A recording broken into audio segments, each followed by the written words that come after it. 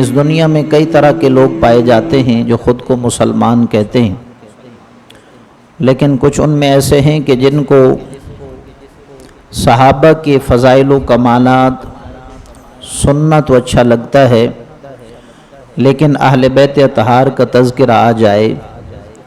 تو پھر ان کے تیور بدل جاتے ہیں، کیفیت بدل جاتی ہے، اور اس کے برعکس بھی لوگ موجود ہیں۔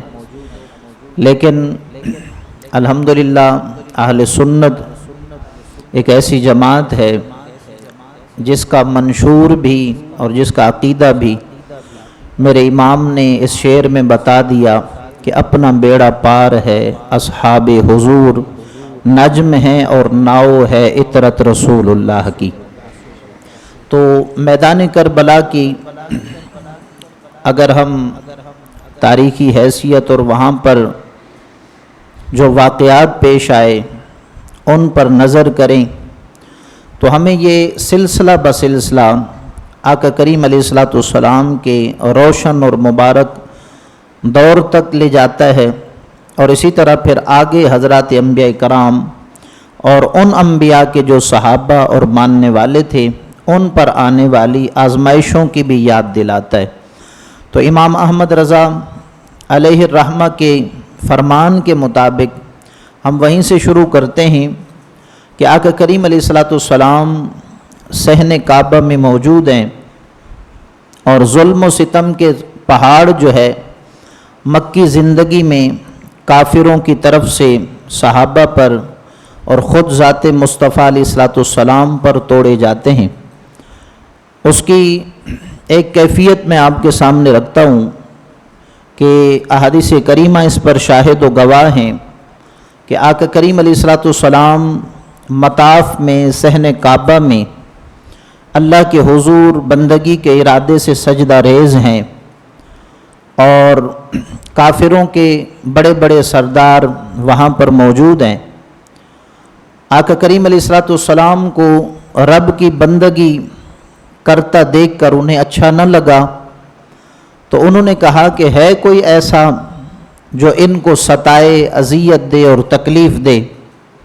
تو یہ بات سن کر ایک سرکش کھڑا ہوتا ہے، کوڑا کرکٹ کی طرف جاتا ہے، اور وہاں سے اونٹ کی اوجڑی، اب آپ اندازہ کریں کتنا وزنی ہوتی ہے، وہ اٹھا کر آقا کریم علیہ السلام حالت سجدہ میں ہیں اور سرکار کی مبارک گردن کے اوپر رکھ دیتا ہے۔ اس بات کی خبر سیدہ فاطمہ الزہرا رضی اللہ تعالی عنہا کو ہوتی ہے۔ سیدہ پاک دوڑتی ہوئی آتی ہیں اور اس وزن کو سرکار کی مبارک پشت سے حضور کی گردن سے دور کرتی ہیں۔ تو یہ ان اذیتوں میں سے ایک اذیت کا تذکرہ میں نے آپ کے سامنے کیا۔ پھر حضرت صدیق اکبر رضی اللہ تعالی عنہ نے جب قرآن پاک کی تلاوت کی اور اسلام کا پرچار کرنے کی کوشش کی، ان کو اتنا مارا گیا کہ وہ بے ہوش ہو گئے، اور اسی بے ہوشی کے عالم میں انہیں ان کے گھر کی طرف لے جایا گیا۔ کچھ دن کے بعد جب ہوش میں آئے تو سب سے پہلا جملہ ان کا یہ تھا کہ مجھے چھوڑیں، یہ بتائیں کہ رسول اللہ صلی اللہ تعالیٰ علیہ وسلم کی حالت کیسی ہے۔ اللہ رب العزت سے دعا ہے کہ خلاق عالم ہم تمام کو فلسفہ شہدائے کربلا، فلسفہ شہادت امام حسین رضی اللہ تعالیٰ عنہ سمجھنے کی توفیق نصیب فرمائے۔ بلا تاخیر ہم اپنے اگلے موضوع کی جانب بڑھتے ہیں جو کہ انتہائی اہمیت کا حامل ہے۔ جس طرح میں نے آپ سے پہلے عرض کی کہ فلسفہ شہادت امام حسین سمجھنے کے بعد ہمیں سمجھنا ہوگا کہ آج بھی کس طرح یزیدی قوتیں مسلمانوں کو اپنے دین سے منحرف کرنے کی کوشش کر رہے ہیں۔ کہ آج کل سیکولرزم، لبرلزم، ایتھزم، ہیومنزم، یعنی انسانیت پرستی، عقل پرستی، سائنس پرستی، یہ اس طرح کے نام بہت زیادہ مشہور ہوتے جا رہے ہیں، اور نام تو آج کل مشہور ہو رہے ہیں، لیکن ہمارے لیے المیہ یہ ہے کہ ہم ان تمام نئے نئے نظریات کا شکار ہو چکے ہیں۔ میں ایک بہت بڑی بات کر رہا ہوں کہ میں یہ کہہ رہا ہوں کہ جو سیکولرزم، لبرلزم، ہیومنزم، سائنس پرستی، عقل پرستی، ریشنلزم ہے، ہم سب بھی اپنی زندگی میں کسی نہ کسی طرح ان سے متاثر ہیں۔ ہم کہنے کو تو اپنے آپ کو کہتے ہیں ہم مسلمان ہیں، لیکن ہماری سوچ بھی لبرل ہے۔ ہم اپنے آپ کو دعویٰ صلاح یہ ہے کہ انسان جب تک برائی کو جانتا نہیں ہے تو وہ اس میں کبھی نہ کبھی پڑ سکتا ہے۔ اعلیٰ حضرت امام اہل سنت فرماتے ہیں کہ من لم یعرف الشر فیوما یقع فیہ، کہ جو برائی کو نہیں جانتا تو کسی نہ کسی دن اس کے اندر ملوث ہو ہی جاتا ہے۔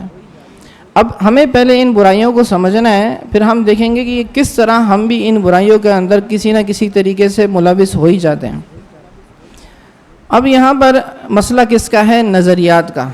سب سے بڑی مسئلہ ہی ہماری زندگی کے اندر یہ ہے کہ اگر آپ کے نظریات ٹھیک ہیں تو آپ کا جسم صحیح چلے گا، کیونکہ انسان کی باڈی کو اس کا دماغ قابو کرتا ہے۔ اگر آپ کی ذہن سازی صحیح کی گئی ہے، بس پر ایک بندہ ہے اس کا ذہن بنا ہوا ہے کہ مجھے صبح فجر کی نماز باجماعت پڑھنی ہے، اب چاہے وہ کتنے ہی مصروف کیوں نہ ہو، رات کو کتنی ہی دیر سے کیوں نہ سوئے، وہ جائے گا۔ لیکن جس کا ذہن بنا ہوا ہے کہ مجھے فجر کی نماز نہیں پڑھنی ہے، تو چاہے وہ رات کو 12 بجے سو جائے، 10 بجے سو جائے، لیکن وہ نہیں جائے گا، فجر کی نماز نہیں پڑھے گا،